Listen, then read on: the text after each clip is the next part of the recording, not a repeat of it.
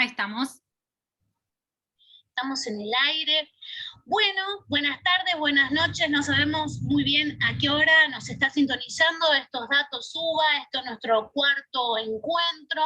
Y en esta tercera semana la temática va a ser hibridación. Pero antes de darle la palabra al titular de la cátedra, queremos, como siempre, agradecer la posibilidad de estar con ustedes horizontalmente a través de la cuenta de Zoom del Centro de Estudiantes, de la presidencia del Centro de Estudiantes, que nos dio nuevamente la posibilidad de estar horizontal con ustedes.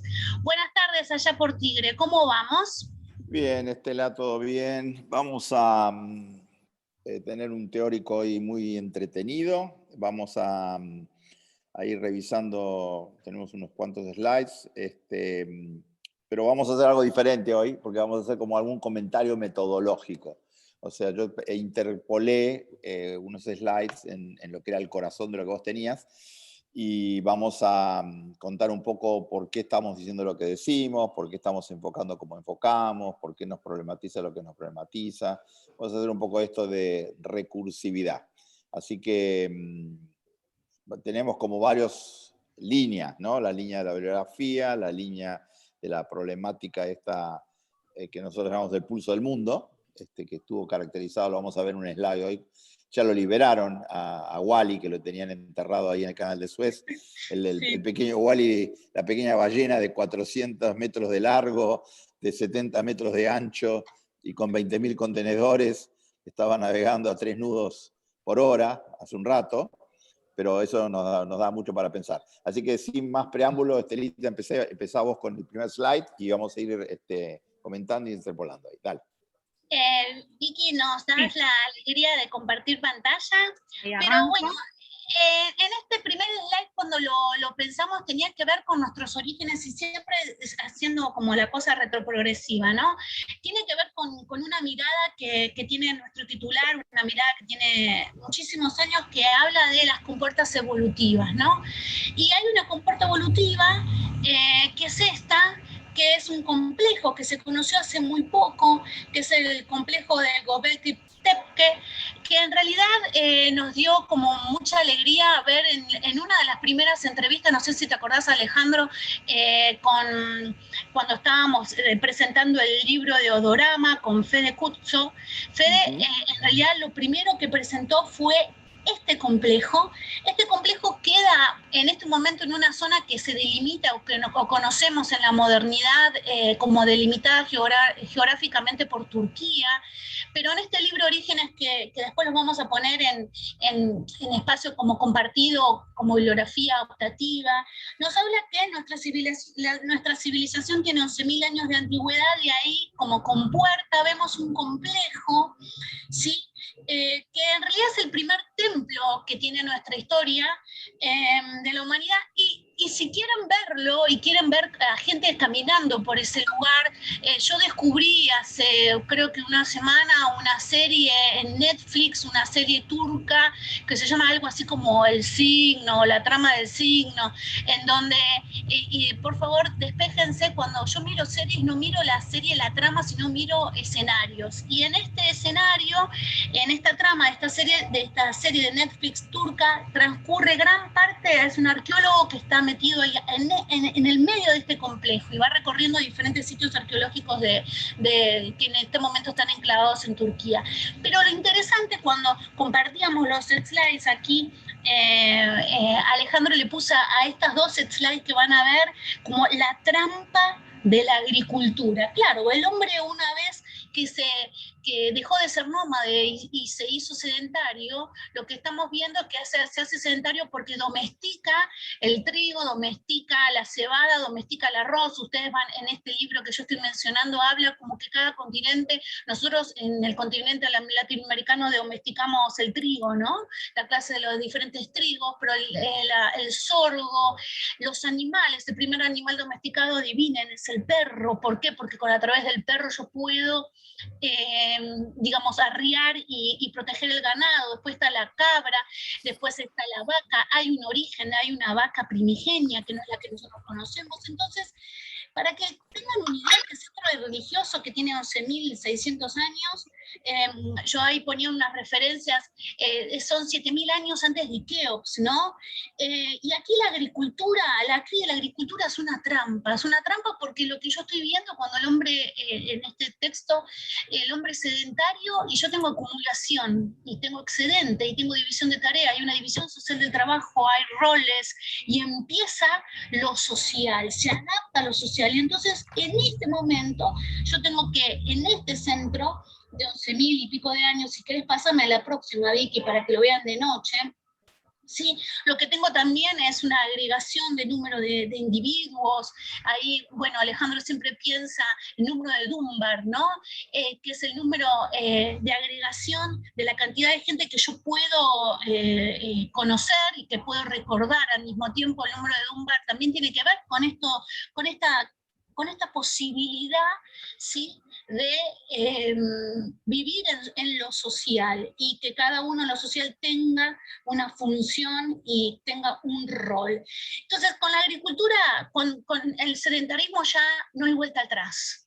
Maldonado va a decir, con el sedentarismo, listo, fuimos y empezamos a modificar el entorno, empezamos a generar, como diría Marx, y empieza a hablar del pulgar, con Darwin, este pulgar opuesto, empieza a tener las primeras herramientas.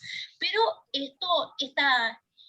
esta trampa que representa la agricultura representa la trampa de las consecuencias, ¿no? Para que tengan una idea también, si alguna vez alguien fue a Stonehenge, es un complejo que está en Gran Bretaña. Bueno, de vuelta, salgo de los cazadores y recolectores, yo ya tengo una sociedad totalmente organizada, y encima en este complejo un sistema religioso bastante interesante, en donde por primera vez se ven registros de serpientes, se ven registros de aves de pico. Entonces el ingreso hacia el inframundo, ¿no? Ave de rapiña, entonces se piensa que hay unas puertas en el suelo, entonces esta idea de un mundo y un inframundo, un temor, una lectura de lo natural, de lo sobrenatural, y un lugar muy particular que se sitúa en esta zona, ¿sí?, de Turquía, se sitúa en Armenia. Si nosotros pensamos también en Armenia, bueno, en esta disputa, el Monte Ararat. ¿Qué representa el Monte Ararat? El Monte Ararat es donde Moisés, justo estamos en una semana religiosa. Perfecto, muy bien. El arca de Noé se inunda el planeta, y el arca de Noé representa, Ararat representa ese ícono, ¿no? El ícono de las especies, el ícono del hombre, la penitencia y la sobrevivencia, y de vuelta el volver a comenzar. Entonces es súper interesante, Vicky, tenés dos señores que te están esperando, que le digas, sí, te admito, ahí los admití yo. Creo que sí. Entonces, de vuelta, piensen cada vez que vean estos complejos, vean el entramado de red de relaciones que va disparando, estructuras de poder, estructuras de saber, monopolio de la información, monopolio de herramientas, modificación de herramientas, elaboración de caminos, trabajo sobre el agua, domesticación de animales. Y ahí Alejandro dice, tengo una compuerta evolutiva. Ahí yo veo que se produce un cambio tremendo, ¿sí?, en lo que es una civilización. Este lugar es una compuerta, y nos permite visualizar concretamente la capacidad que tiene esta compuerta. Ale, vos que nos enseñaste de estas compuertas. No, sí, el enfoque, yo quiero que los chicos vean, o sea, estos ejemplos que estás dando vos, ¿no? Que son ejemplos, el primero tiene, como decís vos, más de 11.000 años, ¿no? Estamos hablando del Göbekli Tepe, ¿no? En el sur de Turquía, y que tiene que ver con el creciente fértil, ¿no? Donde empezó la civilización neolítica. Estamos hablando del Holoceno. ¿Qué tiene que ver? ¿Por qué nos metemos con estas cuestiones? Dirán ustedes, esta no es una clase de paleohistoria, ¿no? No es de historia antigua, es muy antigua, ¿no? De historia prácticamente de prehistoria. ¿Por qué nos metemos en eso? Pues nos metemos en esto porque queremos salirnos de la mirada presentista del cronocentrismo de hoy, ¿no? De lo que pasó hoy, lo que pasó ayer. Y queremos ir para atrás, para el inicio de la civilización. Y sin ser estructuralistas o nada por el estilo, sabemos que todas las civilizaciones nacen, evolucionan y mueren. Una de las cosas más interesantes de Darcy Ribeiro, por ejemplo, un gran antropólogo brasilero, tiene un librito famosísimo de la década 60, 70, que se llama El proceso civilizatorio. Entonces él cuenta la historia de la humanidad como 12 grandes imperios o 12 grandes momentos históricos que van monitoreando lo que hacemos nosotros. Entonces, cuando usted le decía esta historia de Göbekli, me hizo acordar, bueno, el tema del Holoceno, el tema del Big History, lo que se llama la historia de la larga duración, ¿no? La historia del largo plazo, que uno la conoce asociada a un personaje como Brodel, un tipo muy importante, porque Brodel fue un historiador de la década de los 50, 60, donde básicamente lo que Brodel estaba hablando era, no podemos entender lo que está pasando hoy, los últimos 5 o 10 años, tenemos que hablar de horizontes temporales de 500 años, de 1000 años.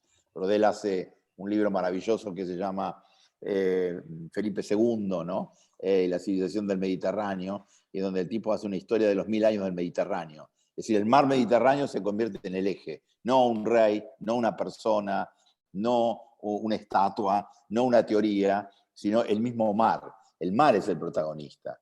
Y de hecho, y esto tiene mucho que ver con Innerarity, cuando él está hablando permanentemente de estas cosmopolíticas, está hablando de las hidropolíticas. Si uno piensa en la historia de la humanidad, por lo menos los últimos 500 años, es la historia donde se van desplazando los mares, y los mares van tomando distintas hegemonías. El poder europeo del Mediterráneo, que estaba en Venecia, que estaba en Génova, había sido del Imperio Romano, había sido de Grecia, ¿no? Todo eso que estaba ahí en el Mediterráneo, después se desplaza al Océano Atlántico, ¿no?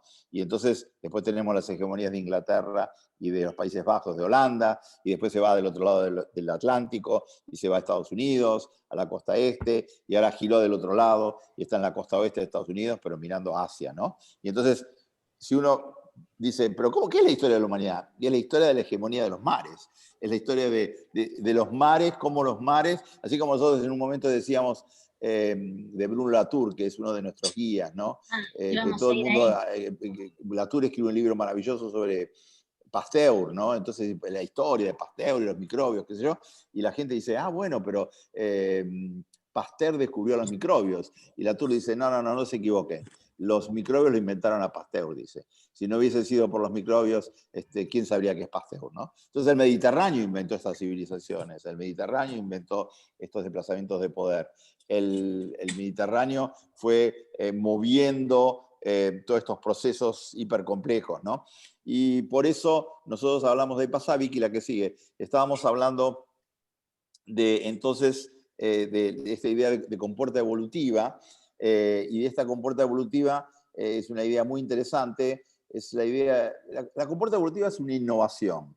Puede ser una innovación tecnológica o puede ser puede ser una innovación biológica o puede ser una innovación social, lo que fuera.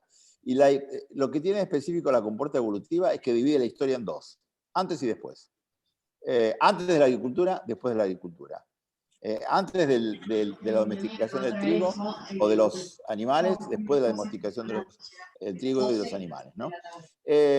Y para entender estos fenómenos, no podemos usar los conceptos tradicionales. Los conceptos tradicionales son siempre muy dicotómicos, son muy dualistas, que te obligan a decir esto o lo otro. Y nosotros necesitamos conceptos que sean mucho más sincréticos, que sean mucho más sintéticos, que sean más simbióticos. Necesitamos conceptos que sean complementarios, no que sean conceptos que confronten. Y por eso este viejo libro de conversaciones, muy lindo, de Cornella y Flores, se llama La alquimia de la innovación, donde ellos usan 10 palabras para innovar. Y si ven ahí abajo, van a hablar de team individualismo, de territorio frontera, de efímero efervescente, de capilaridad, de catálisis, de fracaso, de radicalidad. ¿Y por qué esta imagen de la derecha, no? Porque tiene que ver con los dipolos. tiene que ver con esta relación entre elementos que se atraen y se repelen al mismo tiempo. Entonces, para entender todos estos fenómenos, necesitamos nuevos marcos conceptuales. Y lo que Stella trajo hoy, con estas referencias al primer templo, ¿por qué es importante el primer templo? Porque la religión no es el opio de los pueblos. Puede convertirse, como cualquier otra ideología, en el opio de los pueblos. Pero la religión tiene que ver con otros elementos. Tiene que ver con el más allá, tiene que ver con el religare, tiene que ver con la temporalidad a largo plazo, tiene que ver con la tribu, tiene que ver con la comunidad, tiene que ver con el conjunto. Entonces es muy fácil decir, no, la religión es el opio de los pueblos. Es muy sofisticado la función de la religión. Y pensar que la religión tuvo un rol estratégico cuando no existía la ciencia, cuando la magia tampoco existía, aparece la magia, aparece la ciencia. Entonces, ¿qué pasa con la religión? Es como decimos de los medios, ¿no? Un medio no mata a otro. Bien, las 4 leyes de McLuhan. Lo que hace un medio es remedia al otro. Un medio lo resignifica. Entonces, en una era como la que tenemos ahora, de predominio de la ciencia, de predominio de la magia tecnológica, ¿no? Todo esto que estamos hablando del tecnomisticismo, ¿no? La tecnomagia, la religión cumple otro rol y una función súper importante. Y vamos bien atrás porque usamos otra idea. Tenemos compuerta evolutiva, ¿no? Lo que divide la historia en dos. No era inevitable, pero una vez que pasa, ya no podemos volver para atrás. Se crea la agricultura. ¿Y qué genera la agricultura? El excedente. Pero, ¿qué genera el excedente? Lo que genera el excedente es la apropiación, la plusvalía. Entonces, Pero para eso tenemos... tenés división de trabajo, para eso tenés roles, para eso tenés todo. Tenés burocracia, tenés Estado, tenés casta militar, tenés división social, división de clase, etc. Uno dice, no quiero nada de eso. Bueno, entonces terminás con la agricultura, como hizo Camboya, ¿no? El experimento del Khmer Rouge, que terminó en un desastre total, ¿no? Porque quisieron matar la plusvalía, quisieron matar el excedente.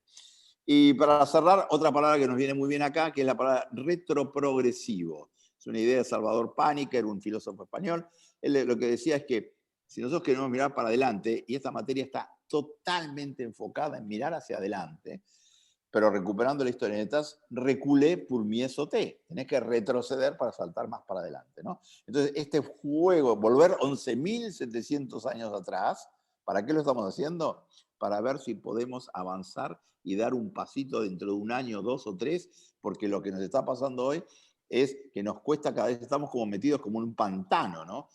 Todo lo que está pasando esta semana respecto del coronavirus, el aumento de los casos, lo que se espera después de esta pseudo fiesta que es la Semana Santa, porque es una Semana Santa condicionada, no te la doy, pero sé que la semana que viene te quito otras cosas. Todo esto que tiene que ver cómo nosotros podemos volver tan atrás y nos cuesta tanto ir tan adelante. Vos, Estela, seguí, por favor. Sí, bueno, la próxima transparencia tiene que ver con una instancia que a nosotros nos gusta mucho, la imagen Kubrick, esto es 2001, y Kubrick en este mono, con esa herramienta de vuelta, vuelvo hacia la modificación, ahí yo tengo la división entre naturaleza y sociedad, naturaleza y cultura, ¿no? Y por eso Bruno Latour, y por eso los artefactos, ¿no? Latour va a decir, y nosotros tenemos a Latour como un artista invitado, como un texto invitado, entonces, cuando yo estoy hablando de modernidad, estoy hablando de creación de ciencia. Y cuando estoy hablando de modernidad, hablo de la división entre justamente naturaleza y sociedad. Y en realidad los estudios sobre ciencias empírico-matemáticas son del siglo XVI y XVII, ¿no? Y ahí uno considera el inicio de la modernidad. Pero con Latour, sí, lo que uno puede deconstruir es que mostrar que esta conceptualización, ¿sí? Esto que yo acabo de decir, ¿sí? Las ciencias empírico-matemáticas del siglo XVII, del siglo XVI, que consideraron el inicio de la modernidad, es una ilusión. No hay un antes y un después en la forma de producir conocimientos. Eso va a decir Latour. Y eso, nosotros nos abrazamos a eso y decimos, sí, claro, porque este mono, ¿sí? Esta posibilidad de modificar el ambiente, este templo, lo que nos está hablando, ¿sí? Es que hay una forma de producción de conocimiento, hay un centro de poder, hay legitimación, hay, ¿sí? Hay la incerteza, hay la posibilidad de manipular lo que no se conoce y está presente la fragilidad, ¿sí? Y la fragilidad, ¿sí? Es un elemento que nosotros vamos a ir, esta fragilidad y que en realidad también, y acá traigo Inerarity, lo que va, parezco, ayer perdón, no es una digresión, ¿cómo se llama el artista este que canta, Charles, ¿cómo era? Que era pianista, que era así, mira para arriba, bueno, no importa, porque a veces cuando me quedo pensando, miro para arriba, pareciera que el conocimiento me viene de ahí, pero pido disculpas, voy a mirar a cámara. Ray Charles, sí, ahí está, parezco Ray Charles mirando el cielo, parece que me va a emanar, perdón la digresión, vuelvo. Entonces, este mono me habla de producción y artefactos de un origen humano, ¿no? Este mono, sí, es también un cambio y también es una compuerta. Entonces, nosotros vamos a presentar en los textos de Latour, ¿no? Lo que Latour va a preguntar es, como dijo en relación a Alejandro recién, es el microbio lo que él descubre, ¿sí? Vamos a entender que son objetos. Los laboratorios construyen objetos, performan objetos, ¿sí? Y en realidad todo nuestro proceso de formación, y ahora lo vamos a ver en la siguiente, les voy a mostrar algo muy, muy, muy raro. Por favor, pásame la Vicky, la otra. ¿Qué es lo que están viendo ahí? Esto es genial, esto lo hicieron la semana pasada aquí en un laboratorio, en el laboratorio ROFO, que lo que investiga este laboratorio está con las enfermedades ya les conté, es un laboratorio de CONICET que investiga las enfermedades de Zika, chikungunya, dengue y el mal de Chagas. Y lo que estaban haciendo, lo que ustedes ven ahí, son unas cápsulas de glucosa que armaron, lo que están viendo es un aumento en 400, ¿sí? No lo puedo percibir con los ojos, y después de 2 días lo que implantaron a esta glucosa y a un lípido que se llama fosfatidilcotomina, lo que hicieron fue meterle medicamento. Entonces, si ustedes miran, entre una cápsula y otra hay unos puntitos, y esos puntitos, Vicky, si vos podrías ponerme el cursor en la segunda, ¿serías tan amable? Si vos cambiar a pantalla. Bien, ¿me podés el cursor en la segunda? Poneme, vas a ver los. No, en la segunda cápsula, son cápsulas que las ves a 400 de aumento. Y en estas cápsulas de 400 de aumento, si yo lo pudiera hacer, en la segunda cápsula, en la segunda imagen, lo que veo son, ahí está, son puntitos rojos. Ahí yo ya tengo el medicamento. Esto es lo que está haciendo Moderna. ¿Qué está haciendo Moderna? La idea de Moderna con la investigación es, ok, Alejandro, te saco un poco de tu sangre, te empiezo a analizar genéticamente qué necesitas, cuál es tu cuerpo, cómo reacciona tu cuerpo. Y en relación a cómo reacciona tu cuerpo, yo te voy a dar el medicamento en la medida, ¿sí? Primero metido en cápsula, no te lo voy a dar, ¿sí? Te voy a dar una solución para que tomes, pero no te voy a dar un antibiótico. Te voy a dar lo que vos necesitas y como vos lo necesitas. ¿Sí? Esta idea de ciencia reorganizada en función de quién, en que uno empieza a ser el laboratorio. Cada sujeto es el laboratorio del mundo. Y esto es Latour, ¿sí? Y esto es lo que están haciendo en este laboratorio tan sencillo, ¿sí? En el ROFO. ¿Y qué diría Maldonado? ¿Y qué diría Inerarity? Y acá hay una reconstrucción social y una representación de la naturaleza. Si yo les mostrara, ¿sí? Por ejemplo, con el parásito de mal de Chagas, que es un parásito, este parásito vive a través de comida, no comida, un pan, una leche, qué sé yo, sino se le da de comer proteínas. Entonces, antes de ver el comportamiento del parásito y antes de ver las proteínas, ¿qué hacen? Hacen modelos computacionales, y este es el resultado de un modelo computacional, y después se fueron a mesada y lo hicieron. O sea, lo que están viendo son medicamentos metidos adentro de una cápsula de glucosa. ¿Ustedes se imaginan que yo les dé un chocolate a cada uno después de analizarlo genéticamente, ¿sí? De una muestra genética, y le diga, tómate este chocolatito y listo, y tenés el medicamento para vos, y esto es para vos, ¿sí? Entonces, acá yo tengo una reconstrucción de la naturaleza, ¿sí? El ser humano empieza, ¿sí? Otra vez a intervenir en lo natural y empieza a intervenir en lo y genera un nuevo artificio, manipula y recombina inéditamente, ¿sí? Los elementos. como nunca antes lo hizo. Entonces, cuando uno mira este proceso en el cual todos nosotros ahora estamos insertos, no nos llega Moderna, nos llega la Sputnik, y nos llega, ¿sí? ¿Cómo se llama? La China, que yo me di, ¿cómo se llama? Sinopharm. Muy bien, gracias. Sinopharm. Lo que veo es en este antropoceno la contribución de ciencia y tecnología. Y ahí Latour, sí, cielito, Latour nos va a decir muchísimas cosas, pero no nos vamos a ir adelantando a Latour, sino lo que vamos a ir haciendo es, porque lo que Latour nos va a traer, ¿sí? Lo que Latour nos va a regalar son algunas categorías, como ser esta categoría de humano en humano, que ya lo mencionábamos, y estas redes sociotécnicas. ¿Qué habla una red sociotécnica? Es el entramado de las relaciones y asociaciones formadas por múltiples y heterogéneas entidades. Entonces, acá yo veo una red sociotécnica, ¿sí? Pasamos a la siguiente, Vicky, que no me acuerdo cuál era. Muy bien. Impactos humanos acumulativos sobre los vertebrados. Una de las cosas que dice Maldonado y otra de las cosas que está señalando Inherarity es que, sí señoras, sí señores, en este momento estamos en un proceso de hibridación. ¿Sí? Estamos en un proceso ni siquiera líquido, estamos en un proceso gaseoso. ¿Por qué? Porque estamos metidos en micro burbujas, estamos metidos en micro escenarios. Y una de las cosas que nos arroja esta transparencia es que el impacto humano, si yo empecé con Gebetecte, o sea, empecé 11.000 años atrás, 11.000 años atrás, ¿sí? Y ni siquiera son 6 generaciones de su familia, o sea, piensen ustedes hacia atrás, de dónde vinieron sus familias, ¿sí?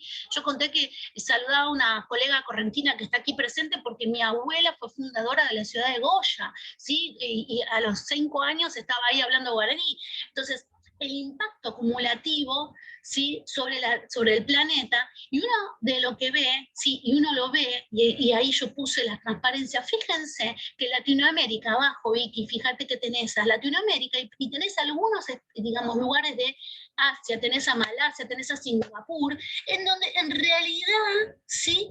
Tenés la desaparición de especies, ¿sí? Pero de una manera espectacular. Y vos decís, ¿cómo? ¿Cómo? Nosotros también hicimos desaparecer. Sí, señoras y señores, nosotros tenemos un problema grande. Y fíjense, vi que andaba abajo otra vez y mostrame, ¿sí? Mostrame Brasil, ¿sí? Mostrame ese Colorado que está ahí en Portobelo. ¿Qué implicó Portobelo? Portobelo, todas esas zonas que está mostrando ahí Vicky, Brasil, no sé si se fueron de vacaciones a Floripa, ¿sí? Portobelo es una de las playas, ese puerto es Maldonado y es Inherarity, es un puerto pirata. Ahí descansaban, ¿sí? Las mercancías en el 1500, ¿sí? E ingresaban al resto del virreinato. Y entonces yo tengo toda una modificación, ¿sí? De la cadena trófica, tengo toda una modificación del medio ambiente de más de 600 años. Entonces, ese es el problema que está señalando. Tengo lugares en donde evidentemente, ¿sí? Hemos perdido y no conocemos más determinadas especies, que esta fue una de las referencias, ¿sí? Que dio Alejandro en el teórico pasado. Entonces, en este mundo gaseoso tenemos un problema político, ¿sí? ¿Cómo ordenamos esta inestabilidad? O sea, nosotros ayer teníamos 14.000 contagios, y de eso estuvimos hablando a la mañana con Alejandro. Nosotros ayer tuvimos 14.000 contagios. ¿Cómo gobernamos esta incertidumbre que es totalmente inestable? Porque ¿cómo construyo futuro? ¿Cómo construyo una política? Entonces Maldonado va a decir, bueno, hay que aprender a gobernar y a ordenar lo inestable, ¿sí? Pero comprender la inestabilidad en este momento constituye una gran debilidad. Y tomar una decisión sobre la gobernabilidad constituye una debilidad. Y bueno, en este proceso la debilidad es una compuerta también evolutiva, porque la debilidad nos está configurando el mundo de una manera buenísima. Fíjense que lo vamos a mostrar después, nuestro barquito de papel encalló en un canal artificial, ¿sí? Y encalló por una cuestión climática, ¿sí? Y en un canal artificial, no natural, ¿sí? Ale. Sí, volviendo un poquito atrás a tu slide de Del 2001, ¿no? El 2001, de sí. 2001. No, simplemente para los chicos insistirles en la idea de metáfora visual. Hay que verlo en el video eso, porque esa imagen ahí tiene que ver el descubrimiento del arma o el descubrimiento de la herramienta, pero lo que sigue ahí es cuando pega y El rompe monolito. esos huesos. Lo que vamos a ver ahí también es en una elipsis visual divina, un búfalo cayendo, ¿no? Y después el mono este tira de alegre, está tan contento que agarra, pega con el coso este, el hueso, y lo tira para arriba. Y cuando lo tira para arriba, vuelve, pensar, eso cuando ocurrió, eso ocurrió hace 200.000 años atrás, 500.000 años atrás, 1.000.000 de años atrás, no sabemos. Y cuando lo tira y vuelve aparte viene con un vals de Strauss, una cosa absolutamente increíble, y con una nave espacial rotando, ¿no? O sea, logra esa elipsis visual de poner en contacto centenares de miles de años. Es decir, ¿cómo yo puedo comprimir esta distancia infinita, ¿no? Y eso es una metáfora visual muy potente y muy interesante. Hablaste de hibridación, hablaste de gaseoso y hablaste de los años, ¿no? Es una convención, avanzada Vicky hasta el que dice telescopio, es una convención que una generación dura 30 años, entre 25 y 30 años. Entonces en un siglo tenés 3, 4 generaciones. Hay fotos, ahora ya tenemos fotos, porque tenemos la posibilidad de ver a tatarabuelo, bisabuelo, abuelo, madre, hijo, nieto, hasta podés ver en una foto 5 o 6 generaciones.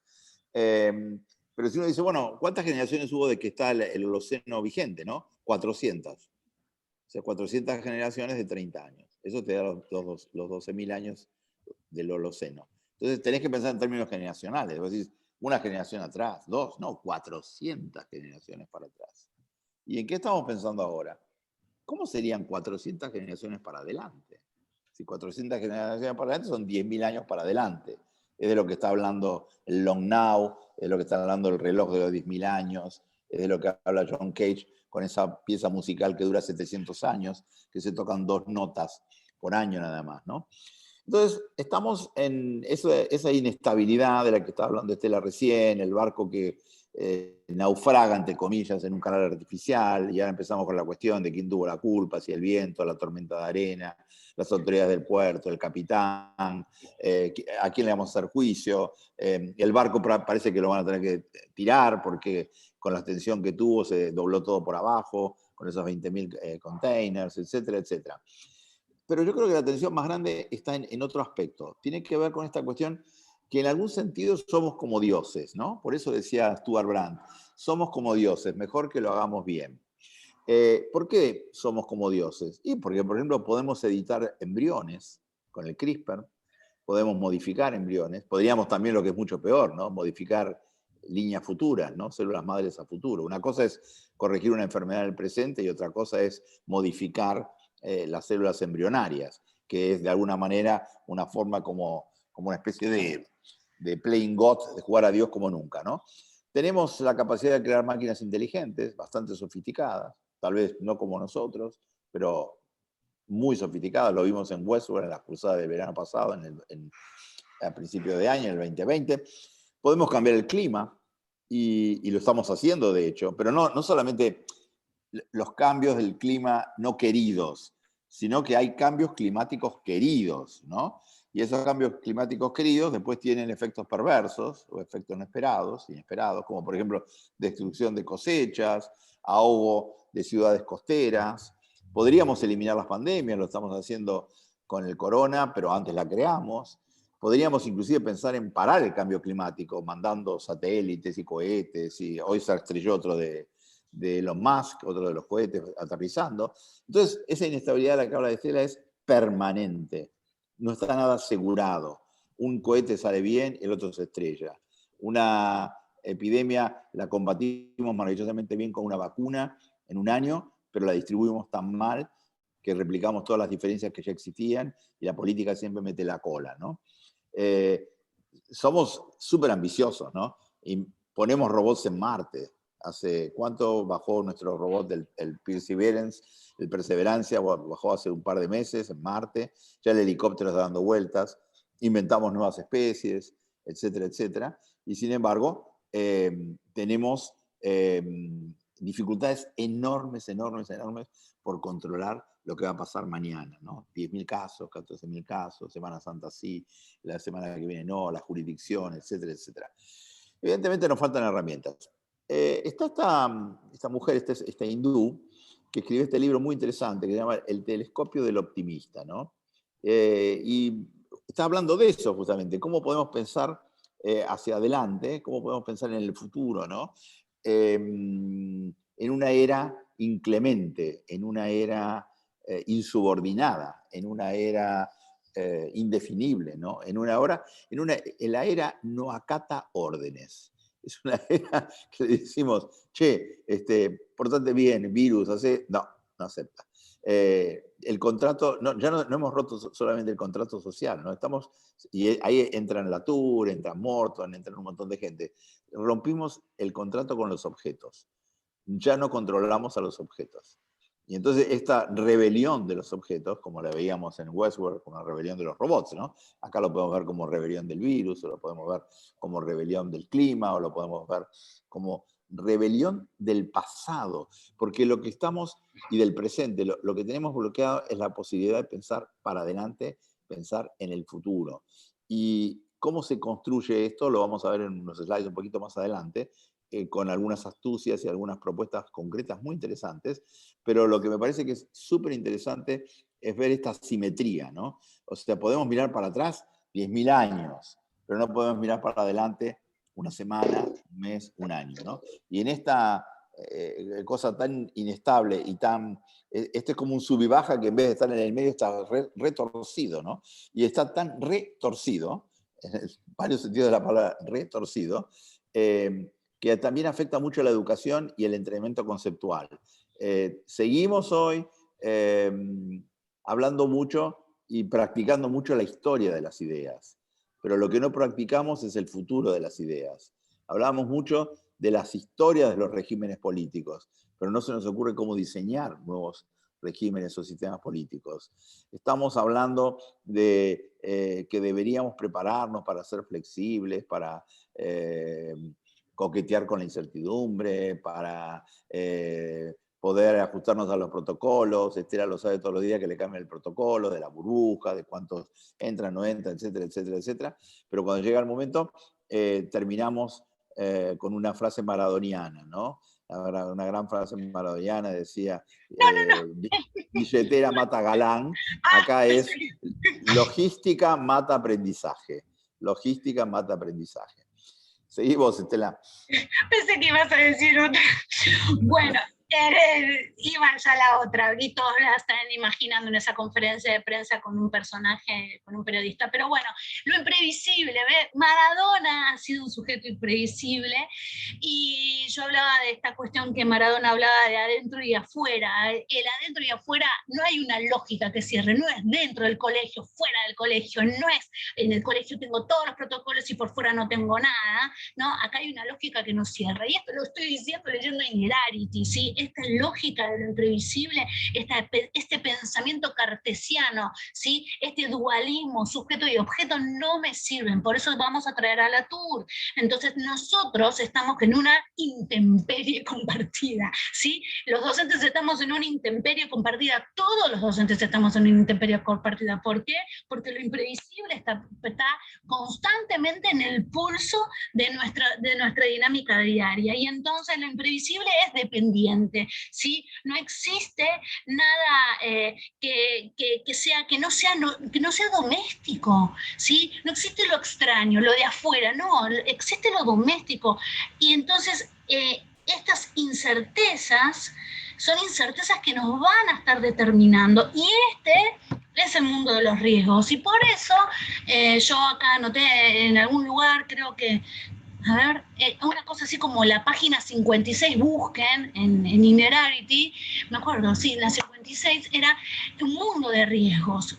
Este mundo es un mundo de riesgo, y yo vuelvo a una transparencia que les presentamos y pasamos así rápido la vez pasada, esta visualización, ¿qué me está mostrando? Me muestran que los alimentos representan más de la cuarta parte de las emisiones de gases de carbono. Datón que va a aparecer esta semana. Todo el mundo va a decir, ay, yo se lo puse ayer a Julito para que lo trabaje si podía en el teórico, en el práctico del lunes. Van a ver que van a empezar a vender por todos lados medidores de emisiones de carbono. ¿Por qué? Porque todos respiramos, y si tenemos plantas también respiran. Recuerden, las plantas también respiran. ¿Y qué generan? ¿Sí? Generan un gas. ¿Y uno qué genera cuando está encerrado en un aula, o está encerrado en un bar, o está encerrado en una fábrica, o una oficina, en un modelo artificial, y genera un determinado tipo de gas? Entonces, lo que van a empezar a vender es este medidor de monóxido. Entonces, la cuarta parte de las emisiones, sí, que dice aquí, es a partir de justamente la producción de alimentos. Y acuérdense, ¿por qué producimos tantos alimentos? Y porque hay mucha gente, ¿sí? La mitad de la tierra habitable, dice de la otra columnita del mundo, se utiliza ¿para qué? Adivinen, para lo que acabo de decir, para la agricultura. Correcto. El 70%, la tercera, el 70% de las extracciones mundiales de agua dulce, ¿para qué se utilizan? Muy bien, para la agricultura. Entonces, vamos viendo un patrón, ¿no es cierto? No es que estoy diciendo que ahora somos todos vegetarianos y no vamos a comer más carne. No. Vamos viendo lo que nosotros hemos, a través de nuestra historia, ¿sí? Un mundo, en este mundo que dice Innerity, en este mundo sin alrededores, no necesito ver mucho, ¿sí? Necesito ver muy pocas cosas. Hay una frase que a mí me encanta de Magritte. ¿Vieron? Es ese pintor que tiene el sombrero, que tiene cosito con el sombrero, dice, lo visible que está escondido, y lo visible que está presente, ¿no? La agricultura, algo tan sencillo. Voy a Mar del Plata, veo campos. Me voy a Rosario, veo campos. Veo sorgo, veo soja. Entonces, esto visible que está escondido también es lo visible que está presente. Entonces, la otra columna dice biodiversidad, y ahí dice 94% de la biomasa de mamíferos, excluidos los humanos, es ganado. Muy bien, y esto significa que supera a los mamíferos. Entonces, tenemos un gran problema. Los alimentos están en el centro de la problemática ambiental, y el cambio climático tiene un componente de un estrés hídrico, ¿sí? de una contaminación y una restauración de tierras y de bosques, porque hemos perdido el viejo pastizal. Durante todo el siglo XVIII y XIX se estuvo pintando lo natural, la naturaleza. ¿Por qué? ¿Por qué estuvimos pintando lo que no teníamos y lo que habíamos perdido? Entonces, este es un gran problema. Entonces, otra categoría fuerte, lo imprevisible, las incertezas determinantes, ¿no? La comunidad de riesgos, un mundo ya sin alrededores, no hay alrededor. Lo que sucedió en el canal de Suez generó un impacto económico, ¿sí? A nivel mundial, y lo más gracioso es que nosotros lo vimos, ¿sí? A través de Twitter, por las redes sociales, de cómo iban liberando el buque. Ahora lo vamos a ver en 2 segundos. Ale, o sigo yo. La próxima es... ¿A quién tenemos aquí? A Leonardo da Vinci. Ale. Leonardo.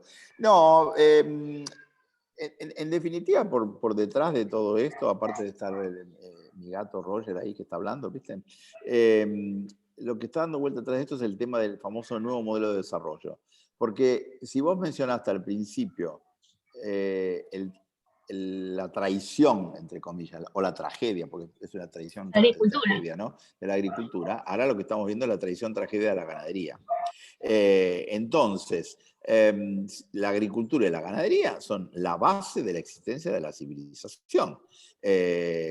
Podemos hablar todo lo que vos quieras de lo digital y de lo inmaterial y de lo intangible y de lo invisible, etcétera, etcétera, todo lo que quieras. Pero una de las escenas que me gusta muchísimo de Blade Runner, del primero, ¿no?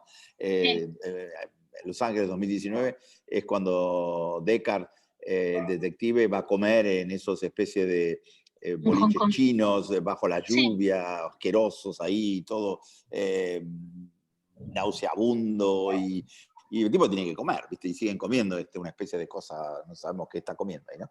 Entonces, claro, el asunto, y ahora te dicen, no, pero no se preocupen porque podemos hacer buenas hamburguesas a partir de vegetales.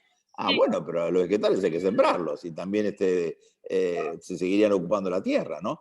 Entonces, muchas de estas cuestiones, si uno quiere ser serio, giran alrededor del nuevo modelo de desarrollo. Un modelo de desarrollo, ahí Lucas se está poniendo a Deckard morfando en Blade Runner, un modelo de desarrollo que exige como tres cuestiones a resolver y para las cuales tenemos muy pocos indicios hasta ahora, ¿no? Un nuevo sistema de alimentación y de producción y de alimentos, ¿no? Un nuevo sistema energético, porque no podemos seguir consumiendo los combustibles fósiles. Por un lado porque se acaban y por otro lado porque son súper contaminantes. Y nuevos sistemas de comunicación que no tengan esta simetría que volvemos a ver ahora con las redes sociales, las plataformas, etc. Para ver estas cuestiones, para analizarlas, ¿por qué Latour puede ver estas cosas? ¿Por qué Nerarity puede ver estas cosas? ¿Por qué hay ciertas lecturas, un tipo como Malamud, Andrés Malamud, esos tipos que la ven diferente? ¿Por qué pueden ver las cosas diferentes? Porque conectan los puntos de un modo no convencional.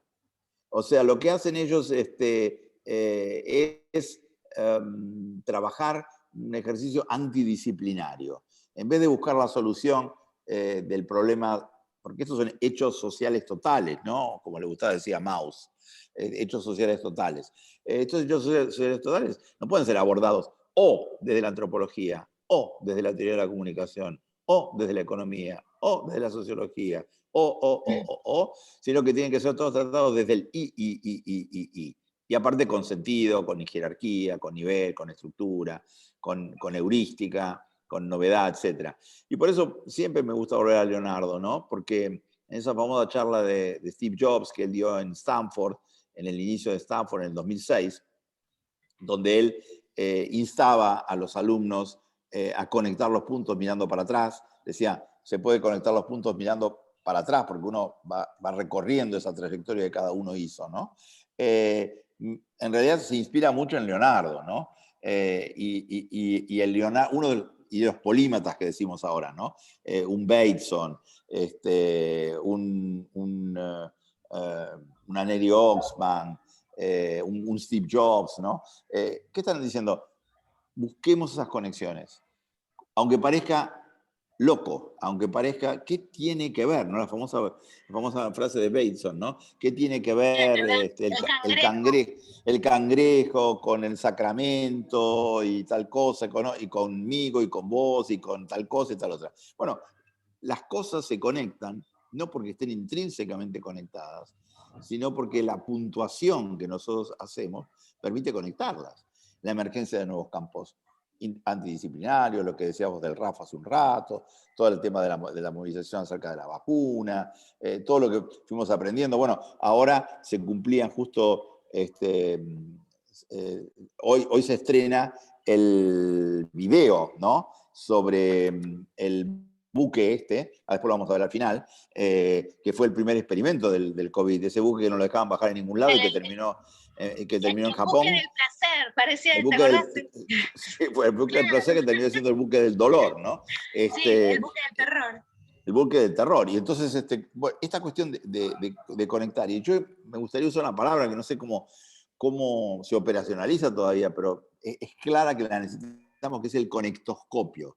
Así como tenemos el microscopio y tenemos el telescopio, necesitamos el conectoscopio, una herramienta que nos permita conectar, ¿no? El ciclo de Krebs, del que habla Neri Oxman, ¿no? Cuando te dice, bueno, en el MIT nosotros trabajamos en una dimensión cuádruple siempre, ¿no? Ingeniería, ciencia, arte, diseño. Todo lo que hacemos intersecta ingeniería, ciencia, arte y diseño. Bueno, ese es un formato del conectoscopio. Entonces, como estudiantes de comunicación, Nosotros les decimos, ¿qué le decimos a ustedes, chicos? Bueno, obviamente los clásicos son los clásicos, la historia de las ideas está todo muy bien, saber qué pasó con el periodismo, está todo perfecto, ¿qué sé yo? Pero desde hace 10, 20 años que estamos diciendo, y tienen que entrarle al pensamiento computacional, tienen que entrarle a la ciencia de datos, tienen que entrarle a la visualización de la información, tienen que entrarle al chequeo, ¿no? A lo que está haciendo un chequeado.com, tienen que, etcétera, etcétera, etcétera. Y está muy bien todo eso, porque hace falta. El periodista de hoy es un periodista que de repente con una cámara o con teléfono celular puede hacer lo que antes necesitabas un equipo de 20, 30 personas. Puede hacer cosas maravillosas, pero no alcanza, porque eso tiene que ver básicamente con mirar para atrás. Lo que necesitamos es mirar para adelante. Entonces tendría que haber una materia en esta carrera que se llamara conectoscopio, tendría que haber una materia que se llamara diseño de futuro, tendría que haber una materia que se llamara tecnosocial, entre comillas, etcétera, etcétera, etcétera. Y como no existen esas materias, en datos, que tiene un nombre de hace 30 y pico de años, y que se llama informática, telemática, procesamiento de datos, ¿no? Sí, tendría que estar enterrada hace cuántas décadas, ese nombre por lo menos. Nosotros lo que estamos haciendo ahí es poner los embriones de algunas de estas distinciones que usted pues, tendría que desarrollar, o en la maestría, o en el doctorado, o en la licenciatura, más profundamente, porque no podemos meternos a hacer 28 o 40 materias distintas. Pero sí lo que tenemos claro es que necesitamos buscar una conexión significativa entre las cosas. Y que esa es una mirada antidisciplinaria. No es monodisciplinaria, no es interdisciplinaria, no es transdisciplinaria, es antidisciplinaria. A vos, Estela, que nos queda poco tiempo y tenemos 3 o 4 cosas para comentar todavía. Sí, bueno, entonces vamos a ir pasando, Vicky, a la próxima. La próxima es en pleno, son 2000, no, la anterior, Para ¿no es atrás. cierto? Ahí está. Lo que quería yo contarles acá era un poco la transformación que tenemos de los paisajes, la transformación de la naturaleza. Yo lo había pensado cuando puse esta transparencia en este video, que en realidad lo que están cantando aquí es una canción muy, muy antigua, que la cantaba Mercedes Sosa, que es la Pomenia, ¿no? Y Eulogia Tapia en La Poma, lo que nos está relatando Mercedes Sosa es que cómo corta el trigo lo corta porque está, digamos, cómo cosecha el trigo, y porque se da cuenta porque madura por su cintura. O sea, cómo ella nos regala un paisaje a través de la Pomenia. Si yo puedo conocer los espacios a través de, por ejemplo, canciones. Yo hoy estaba con una canción de Charlie que no era de Charlie, sino era de Charlie con otra gente, con Moro, y lo puse en Twitter, y Alejandro medio como que me retó, me dijo, dejate de ver canciones y de vincular canciones, y vamos a lo concreto, sí, vamos a diseño de futuro. Pero lo que yo quería acá manifestarles a ustedes con este paisaje es esta posibilidad que nos regala Innerarity de decir, bueno, perdemos lo que tenemos, y esta es la mayor posibilidad de mejorar lo que tenemos, pero para mejorar tengo que perder, ¿sí? Y este mundo de riesgo, en este mundo global, yo tengo una pérdida de control de absolutamente de todo, ¿no? Y entonces hemos crecido en una racionalidad absoluta que nos impide manejar la incertidumbre. Y hay una lógica constante, ¿sí?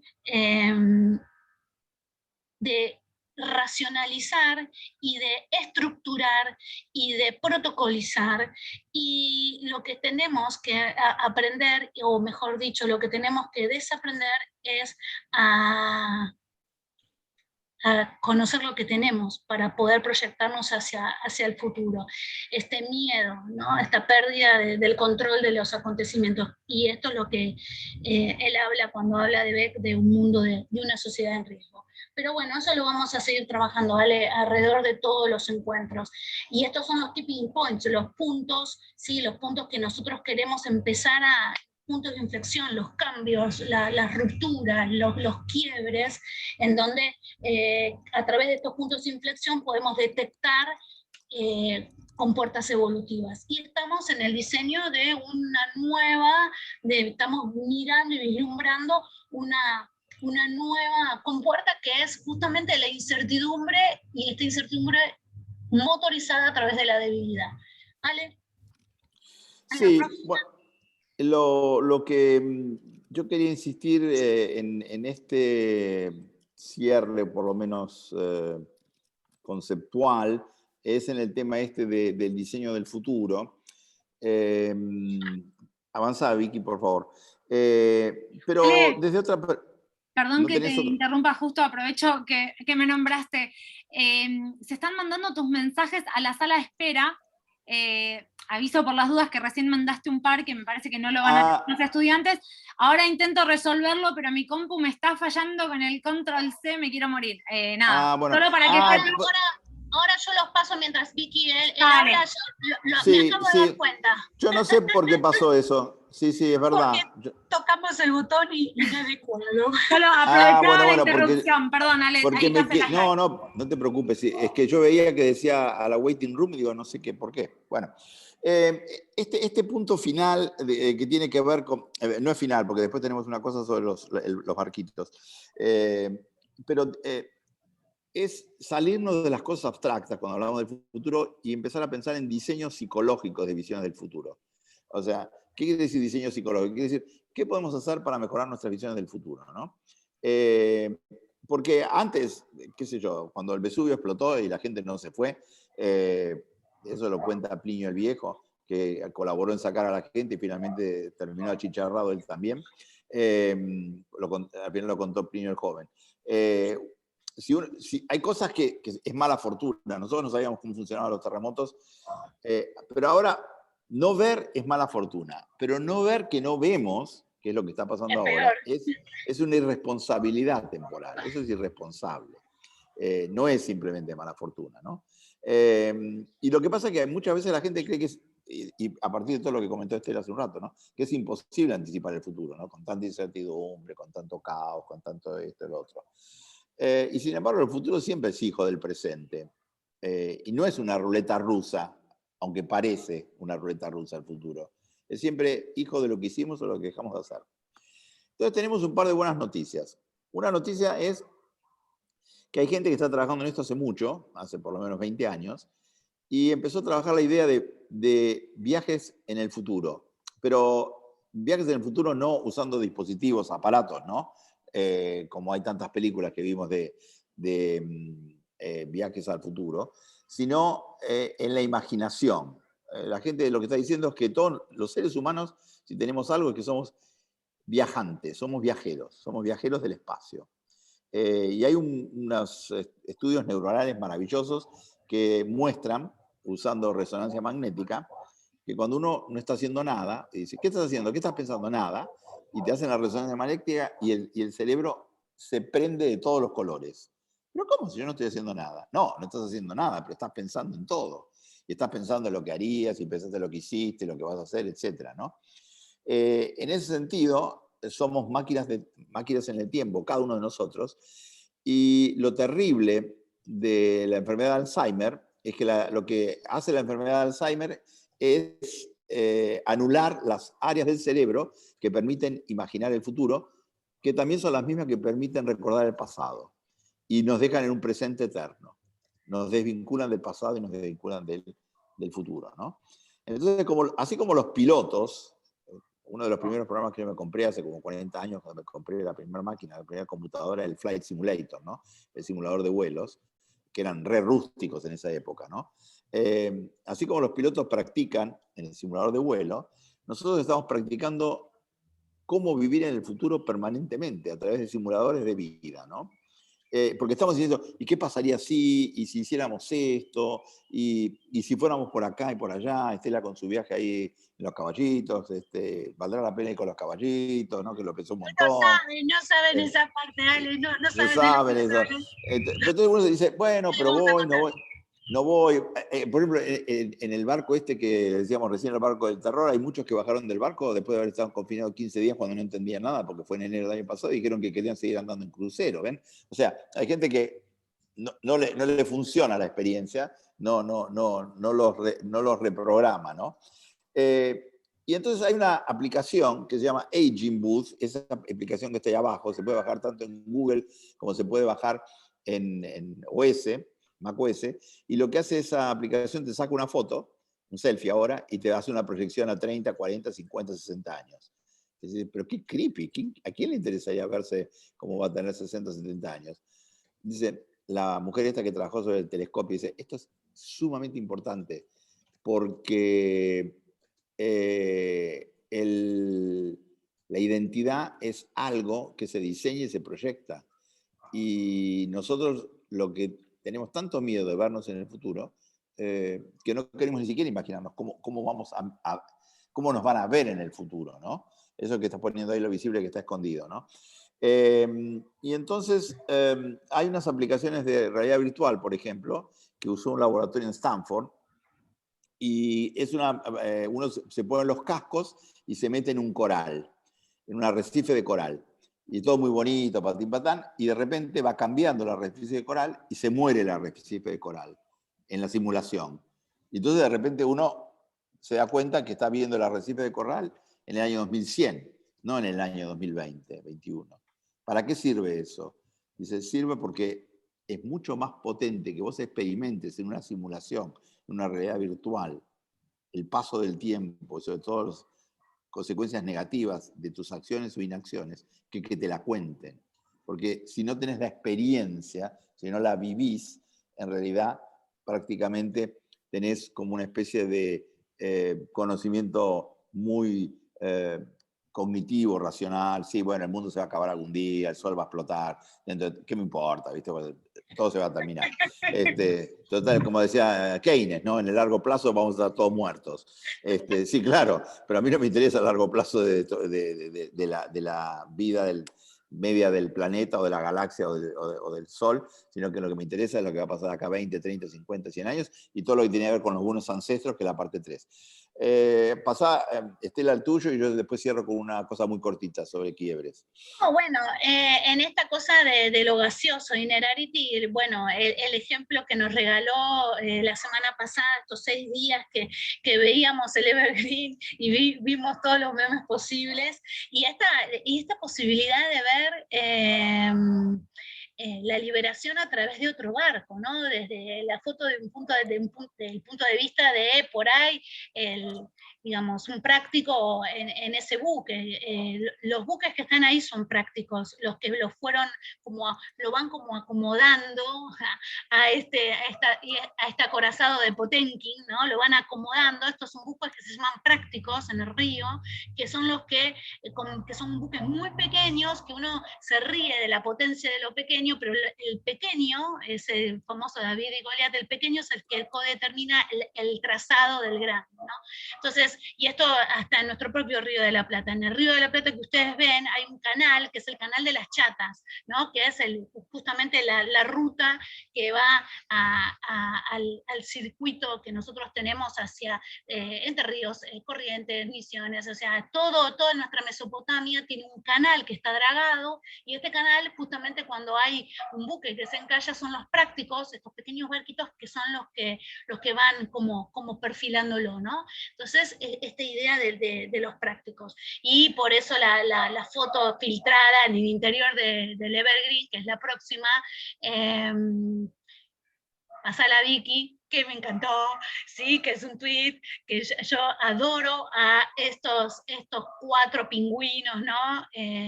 Que dice, bueno, foto filtrada, ¿no? Lo que sucedió ni siquiera fue la inclemencia climática, ni la arena, ni nada, sino que eran estos 4 pingüinos que estaban haciendo de las suyas, ¿sí? En el canal de Suez. Pero bueno, tenemos de vuelta, volviendo a Innerarity, el problema de lo político, la inestabilidad y cómo gobernamos, ¿no?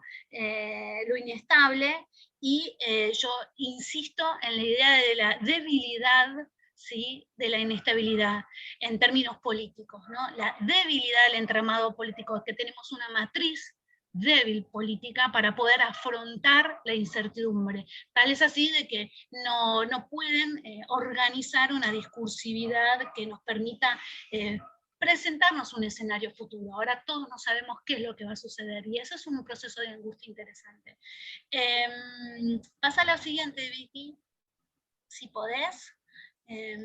Yo recién preguntaba si estábamos bien, sabemos que a veces, y ahí está la imagen del Diamond Princess, que en realidad estamos volviendo hace un año atrás, al inicio de la pandemia, cuando este hotel de lujo que está en el agua, muy buena imagen para Iñárritu, ¿no?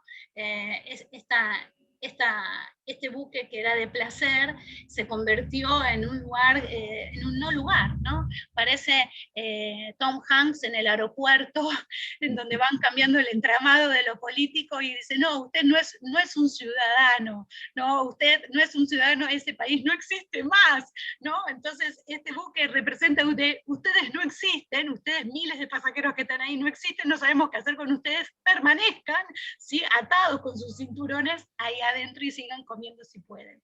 Entonces, dale, Alex, con Sí, esta bueno, transparencia que era tuya. el Diamond Princess llevaba 3.711 pasajeros y tripulación en total. Y de esos, el 10% de la tripulación y el 20% de los pasajeros se enfermaron de COVID. Hubo 762 casos y hubo 14 muertos. Y nadie lo quería aceptar, como bien dijiste vos, me hacía acordar mucho a La nave de los locos. La nave de los locos, que Foucault lo trabaja muy, muy bien en La locura en la época clásica. Está la película de Fellini.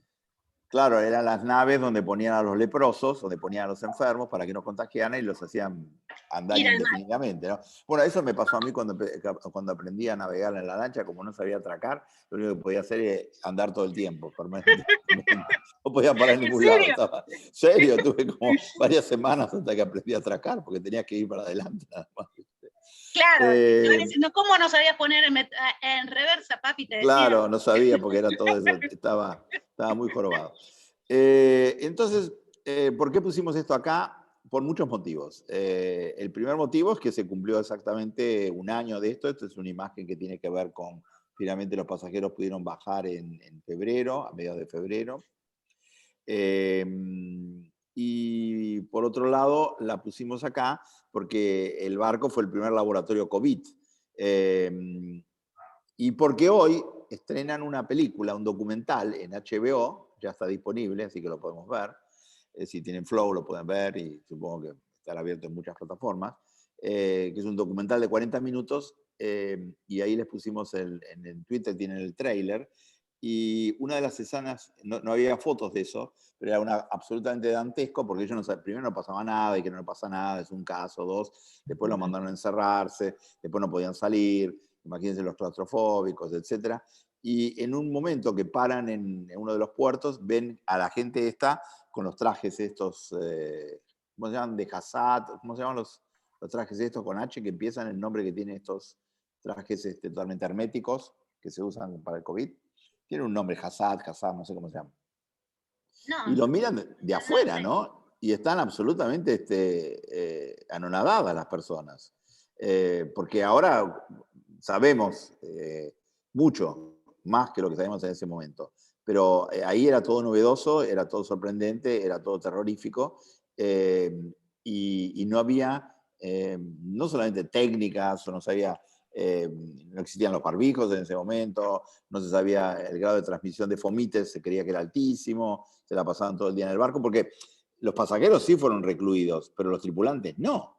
Los tripulantes estuvieron durante esos 20, 30, 40 días que el barco no lo querían en ningún lado, tenían que estar, es inmenso ese barco, ¿no? Tenían que estar limpiando todo, arreglando todo. Igual se contagiaron mucho menos, el 10%, entonces me llamó la atención, 20% de los pasajeros que estaban supuestamente confinados. Entonces, de vuelta, estamos previo a Semana Santa, estamos con poca batería, como dice el coreano, ¿no? Estamos cansados, pero no cansados en el sentido físico de la palabra, sino cansados mentalmente. Han, parece que son los trajes de Han, no, pero creo que con Z tiene. Te está diciendo de sí, la sociedad del cansancio.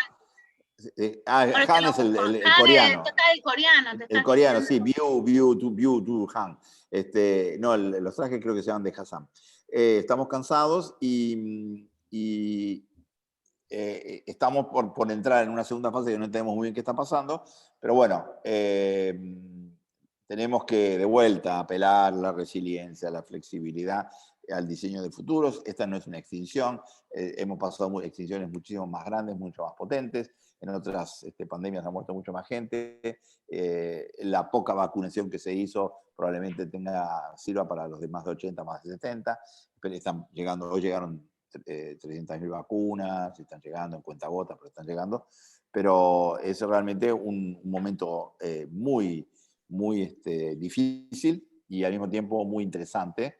Y es un momento que nos concierne a todos, somos todos actores, somos todos protagonistas.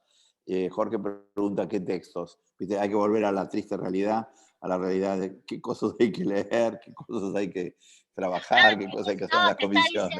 No, está muy bien, está muy aplicado. Jorge, nosotros ahora lo que hicimos fue presentar el capítulo 2 de ambos autores, de Inerarity y de Manuel Maldonado.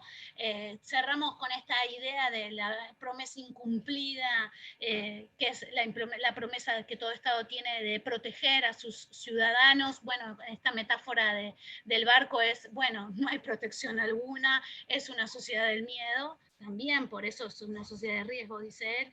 En esta sociedad del miedo hay una pérdida de control de los acontecimientos y, bueno, el miedo muy posiblemente, dice Inerarity, sea debido a que incrementó tanto el panóptico de la seguridad de esta sociedad vigilada, que el incremento del miedo también tiene que ver por estas nuevas redes que nos hemos generado nosotros, ¿no?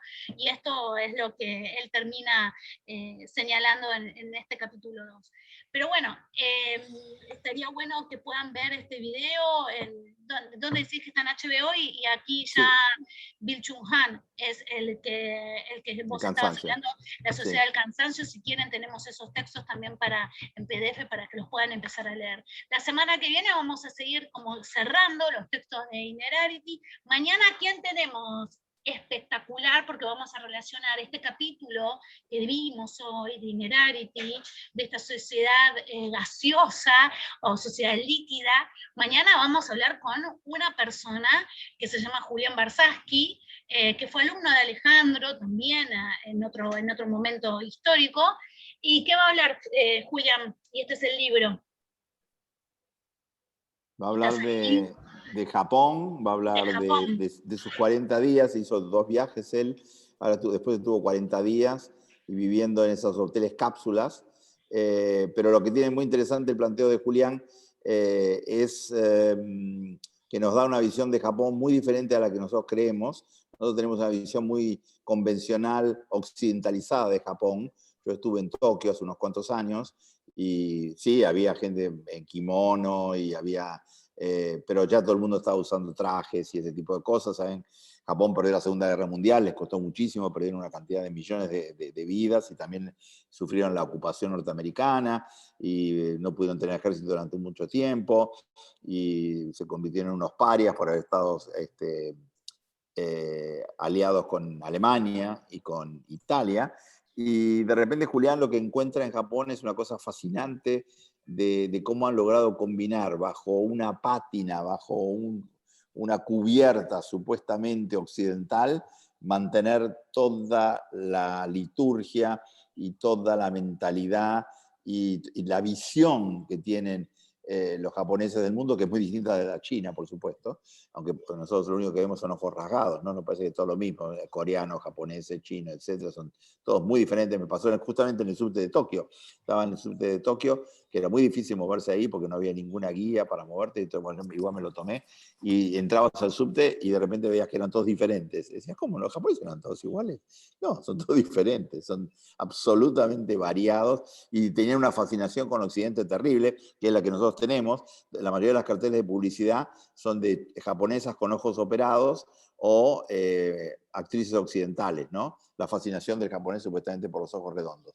Y lo que está haciendo Julián es un trabajo, una exégesis fantástica, mostrando que detrás de ese caparazón, detrás de esa superestructura, detrás de esa fantasía de que Japón ha sido colonizado por Occidente, late una visión del mundo que tiene mucho que ver con su lenguaje, con sus ideogramas, tiene que ver mucho con su caligrafía, pero tiene que ver con una historia milenaria, y tiene que ver con costumbres, y que tiene que ver con aislamiento, y tiene que ver con una combinación maravillosa que hicieron los japoneses, que estuvieron como 300 años separados de Occidente.